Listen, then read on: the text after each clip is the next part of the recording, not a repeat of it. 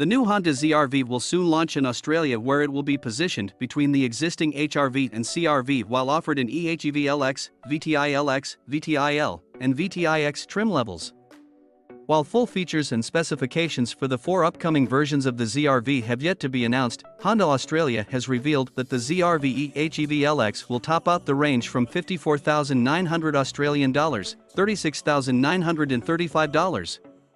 This version is the only model equipped with Honda's 2.0-Liter FHEV 4-cylinder engine, and while power and torque outputs haven't been announced for Australia, this engine is good for 181 horsepower and 232 lb-ft, 315 Nm of torque in other markets.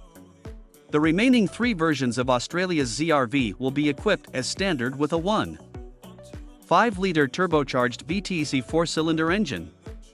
The entry-level ZR-V VTI X has been priced from $40,200 Australian dollars, $27,045. The VTI L starts at $43,200 Australian dollars, $29,063, and the VTI LX will be available from $48,500 Australian dollars, $32,629. Local buyers will be able to order their new ZR-V in either crystal black, platinum gray, platinum crystal blue, platinum white, or premium crystal garnet red. However, the base ZR-V VTX will not be offered in premium crystal black or crystal black. Honda Australia dealerships are already accepting deposits for the SUV prior to sales kicking off on May 19.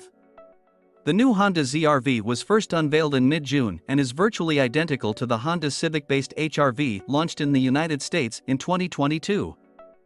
In China, Europe, and Japan, it is known as the ZR-V, and the available powertrains vary depending on the market. In the case of the aforementioned 1.5-liter turbocharged 4-cylinder version, it comes standard with a CVT transmission that sends power through all 4 wheels. Australia's eHEV LX version is also all-wheel drive.